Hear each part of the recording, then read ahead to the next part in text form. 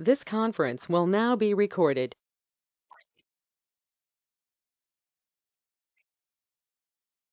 Okay, we're so grateful to have Libby Garvey, the chair of the Arlington County Board, with us here today. And she is finishing up how many years on the county board? 12. 12 on the county board and 15 on the school board. Yep. So that's an incredible record. And I really don't think she needs an introduction, so I'll just turn it over to her. And we'll have an opportunity for questions after her prepared remarks. Thank you. Thank you, Bob. Although I don't see myself on the screen, it's frozen. Here I am now. There's a lot of delay. You want to check that things are okay? I think they are. We'll just live with the delay, and they are recording the sound, so the sound will have a delay. So just go ahead with it. Like you said, I came here sort of thinking about what you all might be interested in, and so I thought I'd talk a little bit about two initiatives I got this year as chair.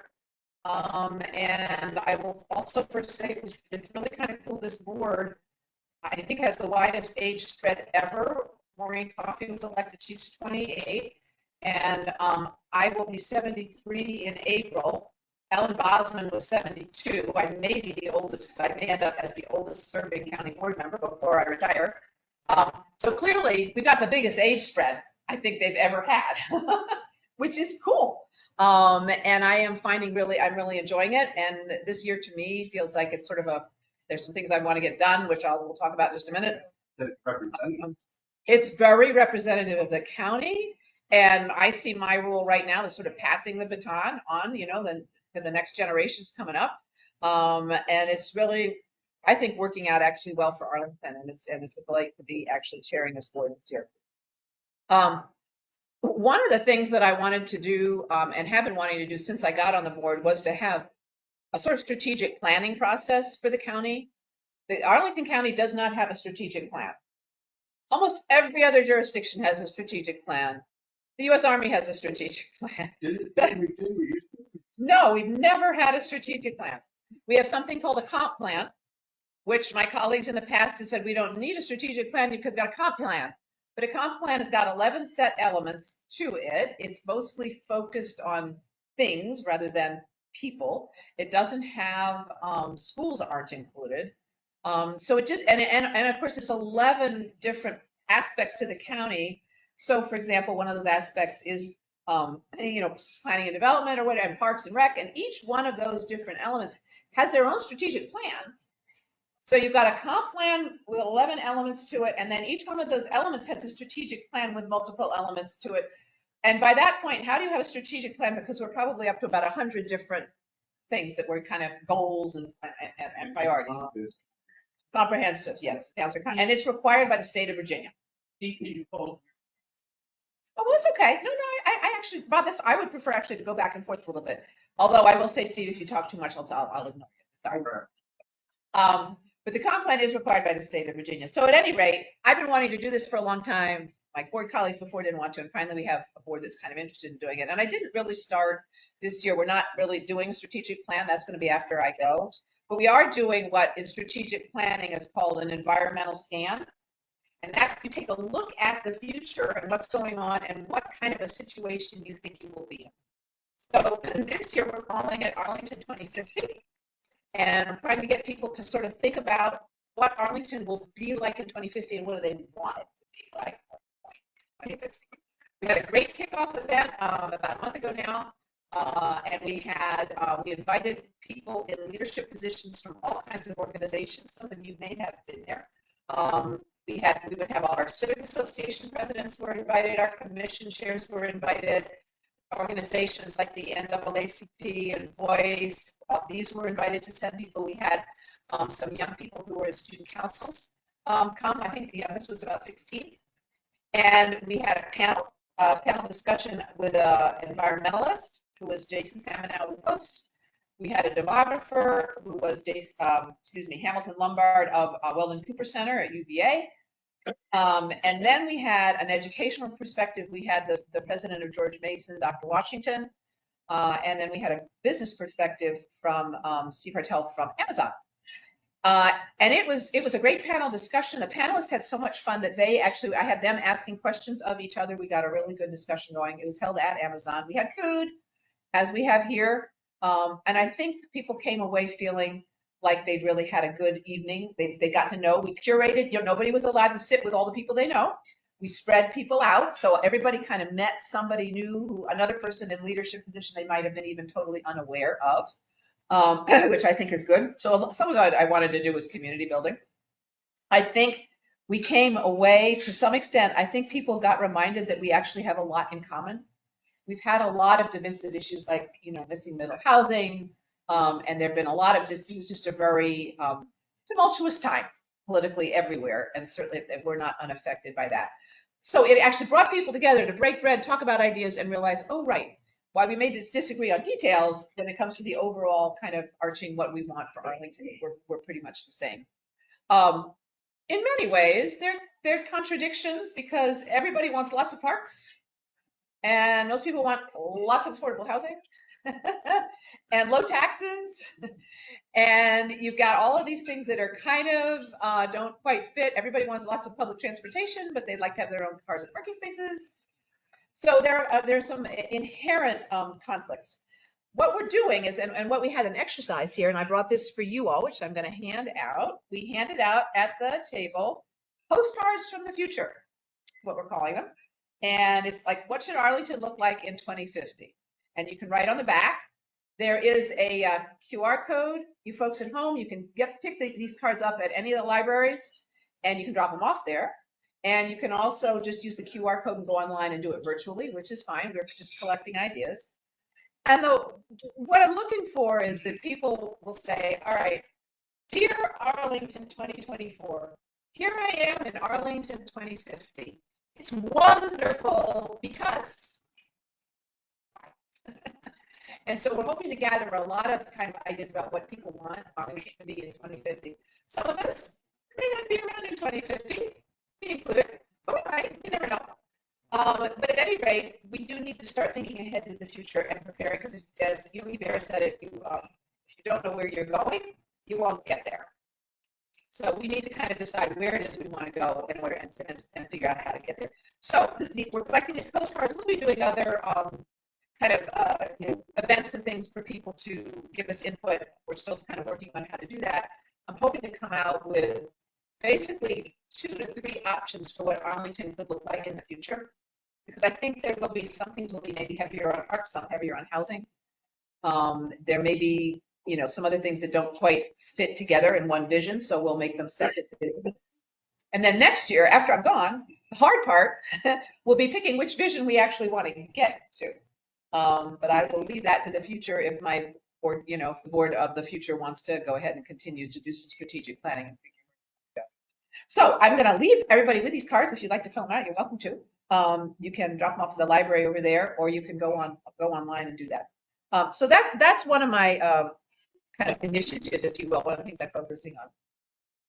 The other issue I'm focusing on, we haven't really launched yet. I think we will be calling it Empower Arlington.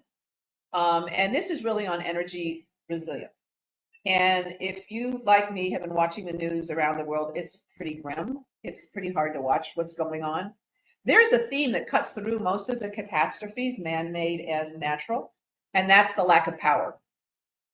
Modern civilization requires electricity. You've really got to have it. In Puerto Rico, after Hurricane Maria, I think it was 500 people died in Puerto Rico.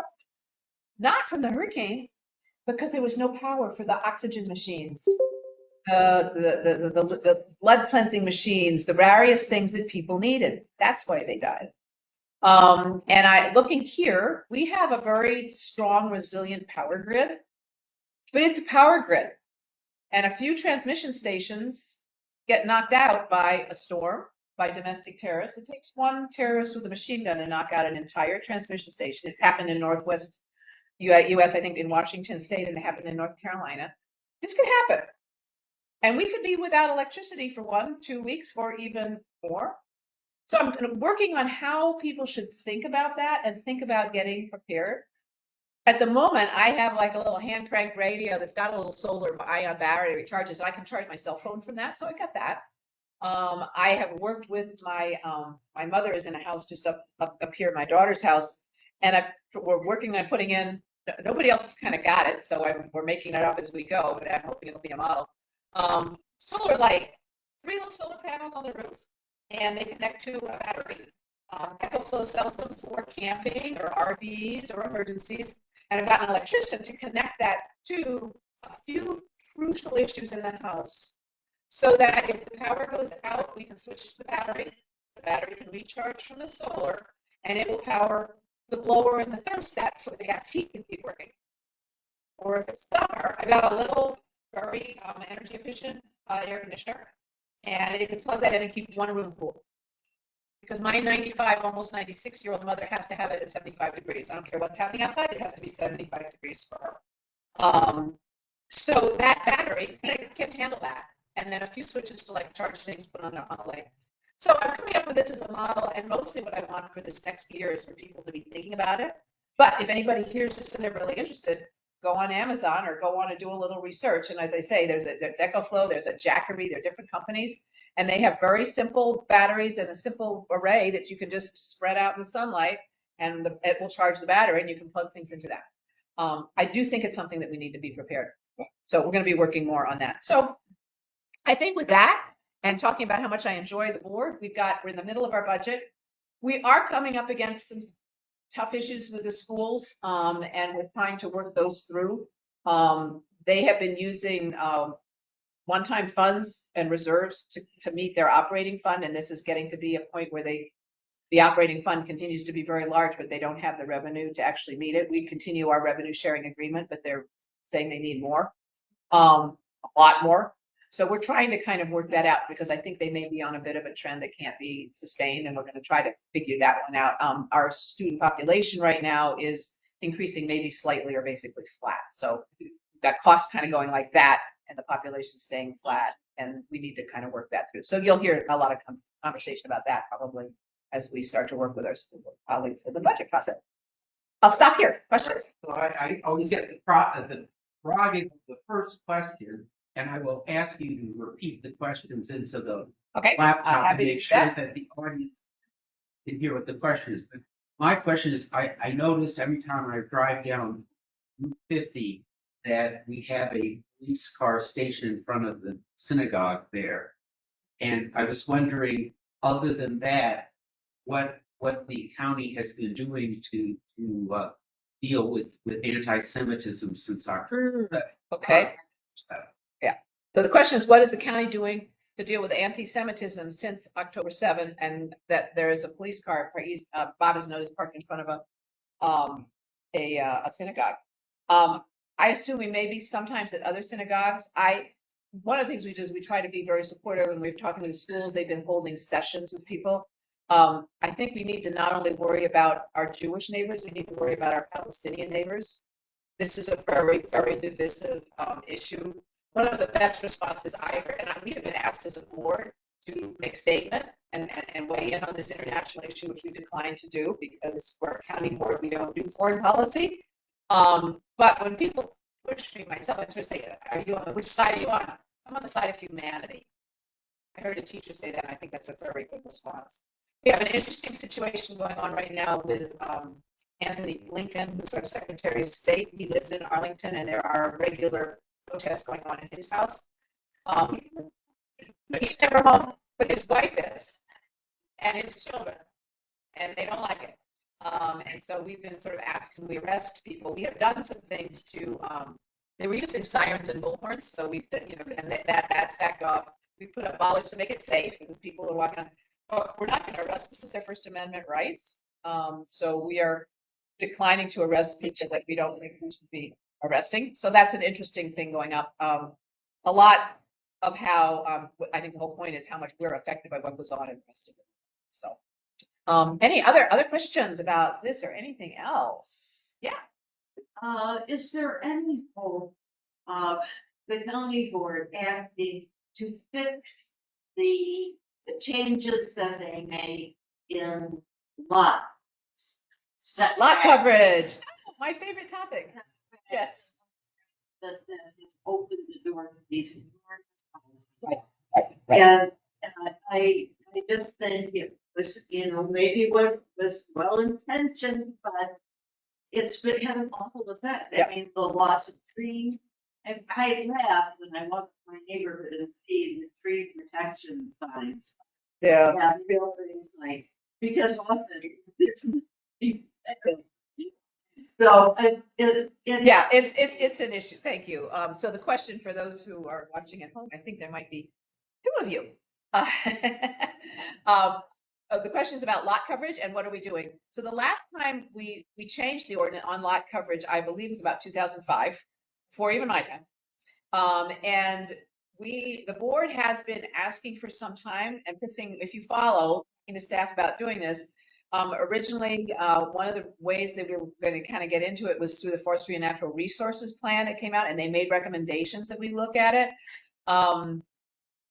The staff has not been real excited about doing this because of all the work involved, and they have a lot of other things to do. We get it. But this board that we have right now, we're pushing pretty hard, and I think you will see us starting to work on this. I have not read it myself, but I was told, I just haven't had time to look at it, that 2005 board report, it has a lot of like 8 major issues you have to think about with lot coverage. So it's not so simple because people want to protect the trees, and then maybe you do something else that doesn't work with heights and shadows, or covering up somebody's solar energy, or maybe there's stormwater things that get interfered with, and you do stormwater and that interferes. There's just a lot that's interconnected, so it's complex. But I think that that report from 2005 will serve as a very good basis, scope of work for how we start. So I think you will see something starting this year. I think you'll start to hear us talking about that really soon, maybe even a work session on Thursday. Yeah. Yeah. So we're pushing, and I think we will start to make some progress. I would like us to work as a team. You don't want to make people do something. Well, in fact, the fact is there's so much work to do, that we got to take something off. Like we got to figure out how to make it happen. Maybe with consultants or something to start out with a study. When we started the missing middle, which I know not everybody thought worked, but I thought we started really well with this phase 0 before we got into phases 1, 2, 3, and 4, I think it was. And phase 0 was this research compendium where we did a lot of research on issues and kind of set out what the kind of parameters and structure were. A little bit like what I want to do with the with the visioning thing, is set out an environmental scan. So it's kind of like a scan of what all of the issues are and kind of, delving into them. So that then as we start to work, we've got good information to fall back. So I think you'll see us starting there. Does that sort of answer your question? Sort of. Yes, it was raised to me by one of my millennial friends, people who we love having in Arlington, who are married, have built a home here, or bought a home here. Yeah. Have their children in Arlington schools. She said to me, I'm scared of all these big, horribly expensive houses being built, that Arlington is going to turn into a community for rich people, and that isn't the place I wanted to be raising them. Right, and that's part of the whole 2050 question. Where do we want to go with that? And that was part of the reasoning behind missing middle, was that you could have a large house like that, but it would house a number of people, right? A number of families, so that you could have people that wouldn't be spending as much. It might be a $2 or $3 million house, but there might be 4 units in it, which would be less. So it's an absolute issue that we really need to work through, and that is, I'm sure that's already come up for our Arlington 2050 to think about it. So you can set that sort of as a goal, and then figure out how do we get there. And probably the lot coverage issue is some of it, because there is a contradiction. If you're doing missing middle and you allow a large house and they can put it in a lot of units, if you shrink it, you can't have as large a house, then you don't have as many units. So there's a little bit of a contradiction there, but we want to keep trees. It's just, and you want to keep, I think, the feel of a neighborhood as much as you can.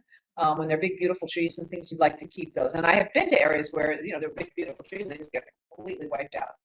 And it doesn't feel the same anymore. So, yeah. Okay, another question. I'll get back to you. Yeah.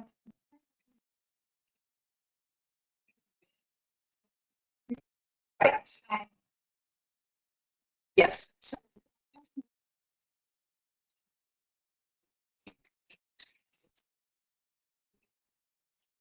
Yeah. So the question is, how are we going to assess EHO and how well it's working? I think there's sort of set criteria, like how many of them are we getting? How are the lots looking? How is it? How are the structures looking and fitting in? But I think some of it is getting a general report back and seeing what were the consequences. There may be some unintended consequences that we hadn't thought of. So I wouldn't want to limit the criteria to just what we think of now. I want to see about how it's working and the feedback we get. And that report is, I think, planning to come forward in a few months, and it maybe it's this summer, but it will be about a year since it started. Yeah. Okay. Yeah. Yeah. No, I don't want to try to decide now. This is what we're looking at because I think it might be bigger.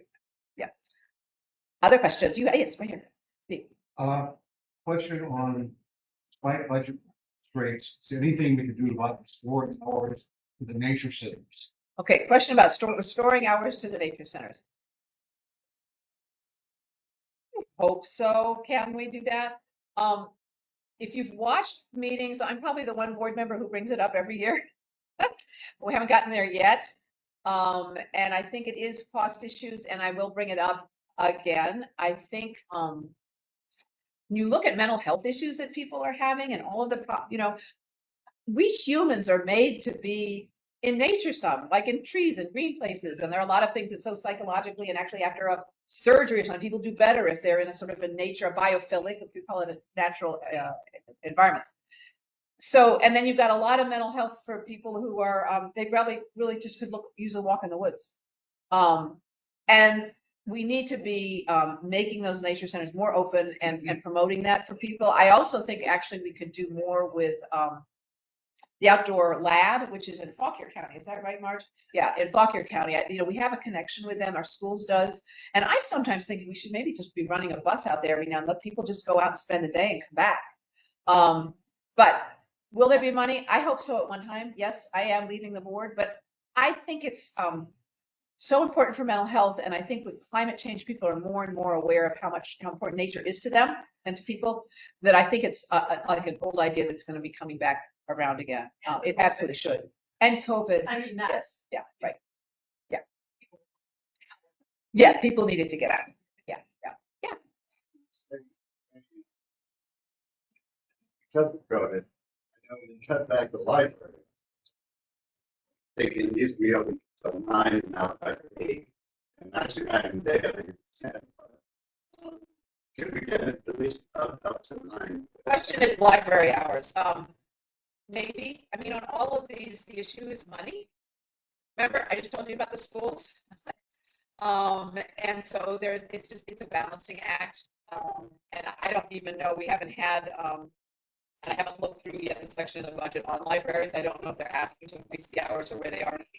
So it's money, and then sometimes it's just staff.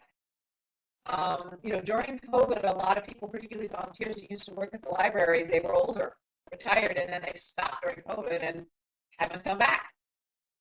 I'm not saying you have to have a system. One of them open or something. Well, I will ask that question when we get to it in the budget. I mean, it's a good point. It's a good point. Are there any other questions? Yeah, Marge. I noticed in the state budget that they did a fairly decent increase to education funds. I know Arlington gets minuscule amount from the state, but are we getting some increase in that we can help with? I don't know. I think we're getting less than the superintendent planned for in his budget. It hasn't been, as I understand, this House and the Senate have passed, has got to go to the governor. So the governor is always a little dicey. So we'll see. And the latest thing I saw was that what they passed was like, I think 3 million or so short of what they were hoping, 3 or 4 million, what they were hoping to get. I did when we advertised the budget and advertised the tax rate, as you all here probably know, we have a meeting to advertise the tax rate, and that's the maximum it could be. So the manager in his budget suggested an increase of 1.5 cents on $100. And I decided to advertise it at another penny. So we advertised it 2.5 cents. But what I said was that was to help hold harmless the schools. Because at that point, and that's still where they are, I think, schools have a pretty big gap to close. And on top of that gap, they know they have to close. They were kind of uncertain about what was coming from the governor. So from the state. So I put that in so that if they end up not getting what they were expecting, hoping, needing from the state, we could fill in, we could backfill some. So, and if it ends up being that 3 million and they don't have it, that we needed to, I think we would probably have a tax rate to supply that to them. But the state is terrible in how it funds education, but you know that. This is our education governor, right? They know that. They Lark told them that. Exactly. Yes. But Marge, when I was on the school board, we went down and J. Lark told them that too. We did actually get an increase then, but then they just got cut again. So I'll go to Bab and then I'll go back to Steve. Sure. Would you like to talk to us about the proposal to move the Washington Wizards to The stadium? Your question. All right. So there's okay, that's fine. So the question is not a question, it's just asked me to talk about the stadium possibility. Yep. Yes. Well, like 70% of the traffic they will come through Arlington. Yeah. So for me, on the Arlington board and for us, the major issue is transportation and what they're going to do. Apparently, one thought when they first announced it, somebody in Richmond said, well, just take Lee Road 3 lanes one direction when there's a concert or a game. Who thought of that, right? And I think, and then there was wanting to do, we need to, I think, beef up Metro. People have got to get there in a different way. So there's got to be some really good traffic studies. We work very closely with Alexandria. Our staffs do, and actually board members. Some of them I consider my friends. So we're trying to work together. And when they provided their transportation plan for how it was supposed to work, our staff and Alexandria staff looked at it, and we came up with a lot of questions, which to my knowledge have not been answered yet. I mean, basically, a lot of intersections would totally fail. So if they're going to move forward with that, they got to figure out how are they going to fix that. I think it will involve money. I think they're going to have to put in a lot of money to make it work. I also think we should be looking at the river. Let's get some really good river taxis coming across from not National Landing, National Harbor, right? I mean, there are a number of things across the river. People could be riding water taxis over. So I think there's a lot that needs to be done. Improve Metro, look at bringing water access, and also look at Route 1 that comes in. Maybe one thing I'd suggested before when Amazon was coming, and then people said it was too expensive, but I'm not sure if it's totally impossible or just expensive. And that is a little bit like they do in the district. So you've got a cross street here, Route 1 going like this, and then just have Route 1 duck under, so that you have, so that the cross streets can keep going and pedestrians can keep going, but the traffic on Route 1 can keep going. And whether that's possible and just expensive, I don't know. If it's just expensive, then maybe we could do it, because there's a lot of money involved.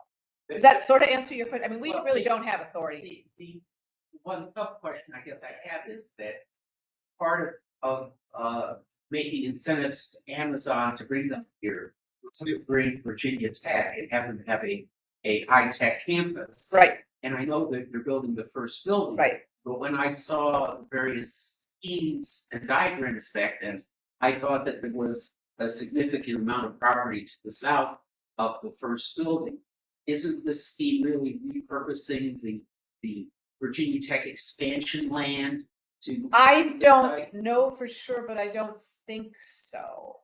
But I don't know. I will ask that. I will check on that. Because I don't think it's so much to the south, it's across to the east, I think. But I'm not sure, and I would need to test. A good question. The question was whether the stadium is taking land that Virginia Tech was going to be using to expand. I kind of doubt it. I mean, that Virginia Tech, the whole innovation center is going to be a huge driver for this economy in the future, probably more than even Amazon will be. One more point on this stadium question. One of the pieces of legislation, one of the things they need to do is set up a stadium authority, and that's how that authority would have the issue bonds backed by Alexandria, the state, And the way they've got it set up, at first, it was, I think it was like 4 seats. I'm going to forget the number of seats, but anyway, there's a number of seats for the Monumental Sports, similar number of seats for the state of Virginia, and 3 for Alexandria, and that was it. And there are a lot of us think, we need a seat too. Arlington needs a seat on that authority because of how much we will be affected. And I think Fairfax County ought to have a seat.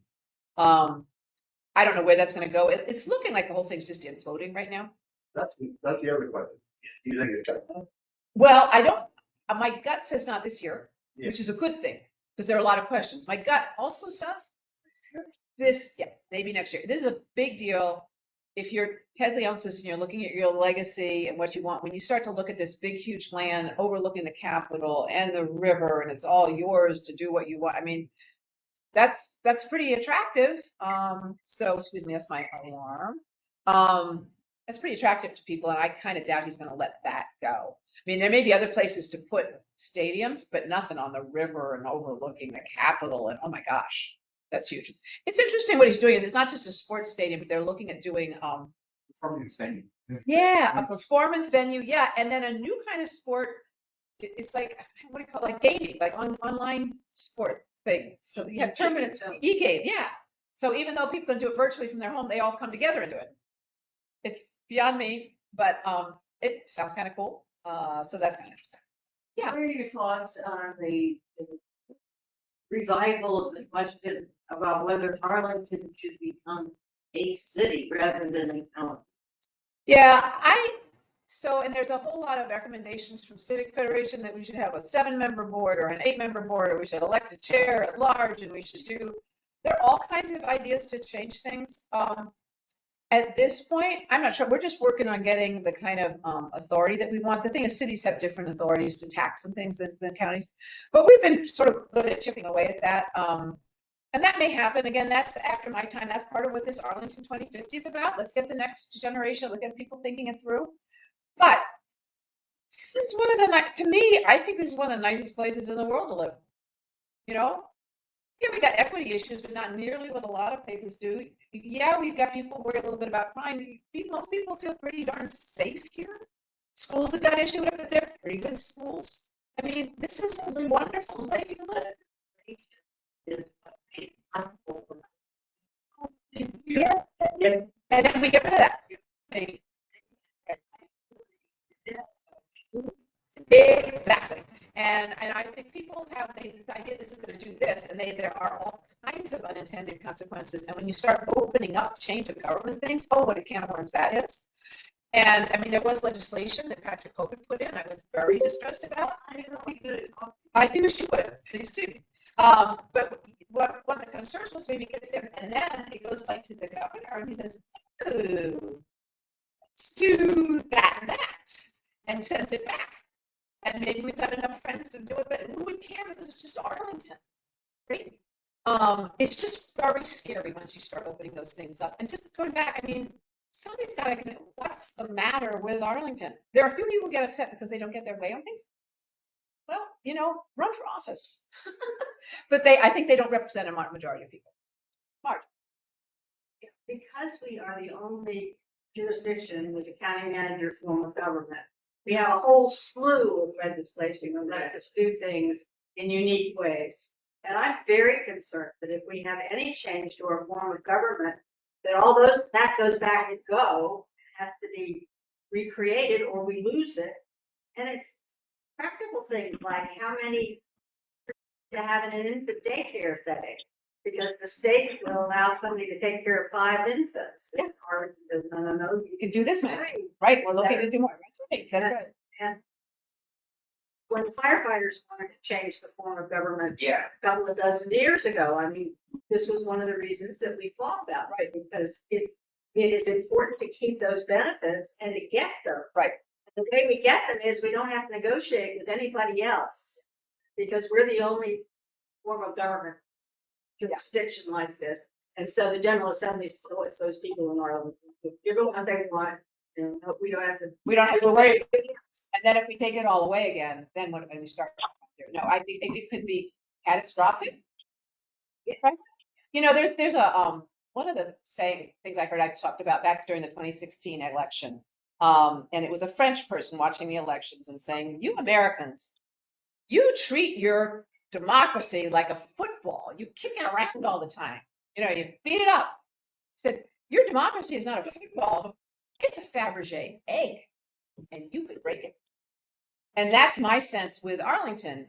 This isn't something you could just kick around and toss around just to the General Assembly and a Republican governor. It's a Fabergé egg that's a pretty darn beautiful one. We got to be really careful we don't break it. So, thank you. Yeah. As that's probably about, what are we at? We're at 119. I could take maybe one more question if we've got, or we could. Is there any questions online? Oh, questions online. Mark Teal, I heard you call my name, but I can't, sorry. Libby, could you talk about some of the challenges in this year's budget? Arts programming contribution to cultural organization has been rather small. Yeah, there's so many challenges in the budget because there are so many different needs, and I mentioned the schools, which is a major one, and I haven't even talked about Metro, looking at Metro funding. So there are a lot of challenges, and the arts programming is an issue, and I think a number of people are looking at it. But it's just, we're trying to weigh different things. We've got arts funding, we've got people who are hungry, we've got people leaving homes, and those demands have gone up. You know, during COVID, you know, which is understandable, right? A lot of people, we did eviction prevention to keep them from getting thrown out on the street. We provided health care, we provided food.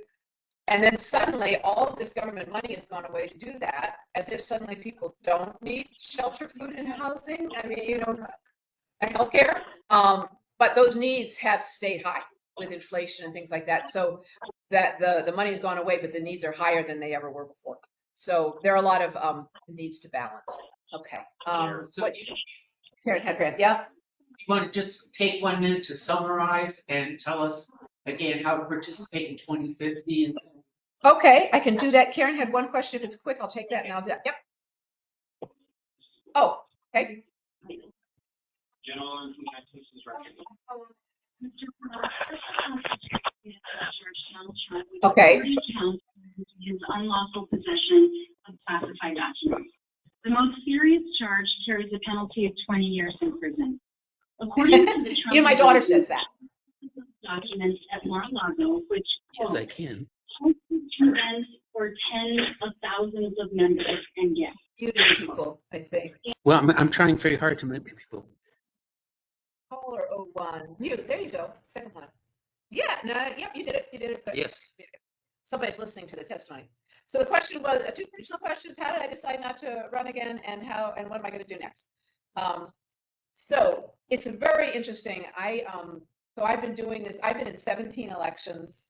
I first ran in 1995 for school board. I lost that first primary, and I've run for some other things. And I have always felt a drive. You could call it fire in the belly. I'm a Quaker. I could call it being led.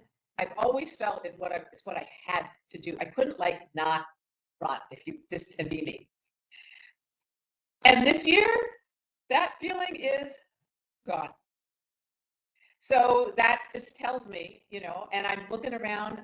There's some candidates running. There's one woman running. In fact, I'll say it here. I think Tenley Peterson. I haven't endorsed anybody or anything, but I think Tenley Peterson is head and shoulders above everybody else. Clearly, I think she could be a really good person. So we've got a good person to follow me. I think the board's in a good place. We've got started on the strategic plan. So I think Arlington's going to be okay without me in elected office.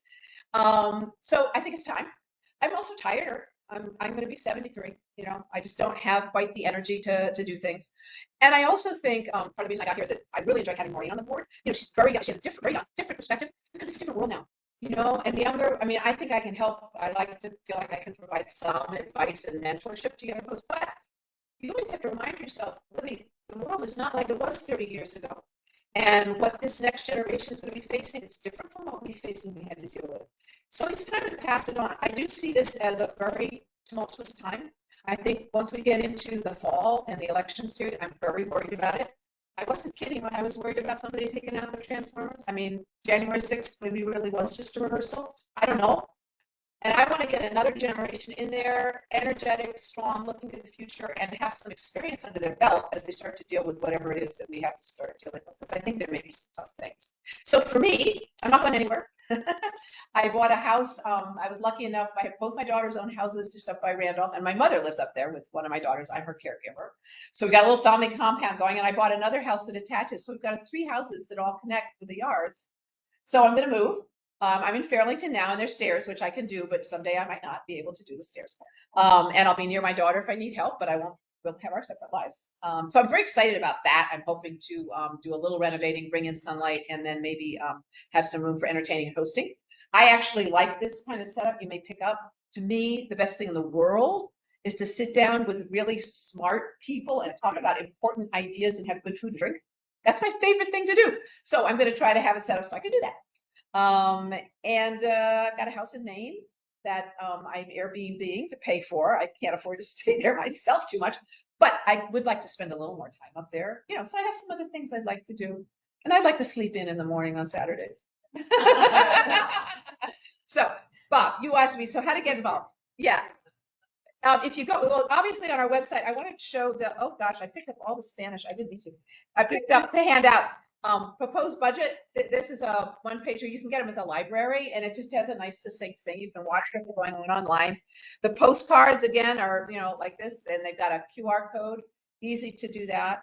And then maybe this group wants to take one of your lunches to talk about what you all think Arlington should like to collect in 2050 and send it in. It can be more than a postcard, but send it in because we're going to be gathering everything up. So I'm hoping a lot of our Arlington organizations in the summer particularly will take some time to do that so that we'll get some stuff from the people interested in the environment. And those folks that want to change government and throw it all up in the air, okay, well, talk about it, figure it out, and come and describe it for us. I think there are a lot of different groups that would be interested in doing that, mental health, whatever. So does that sort of answer the question?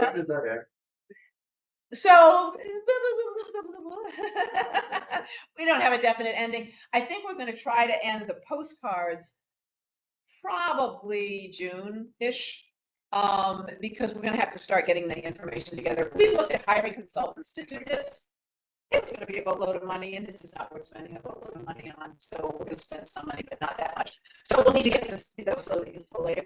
But if cards come in afterwards, that's fine. But I think what we will do is the information we get by like June, July or so, we'll try to probably format that and then maybe send it out in the form of other questions that are in the kind of pocket, the buckets that people have brought up.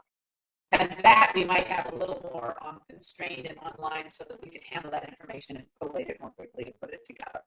Well, thank you so much for coming. Let's give a round. All right, thank you. Go back to finishing your sandwich. Well, no, I think I've got to look for my mother is what I need to do. Okay, well we have a doggy bag for you.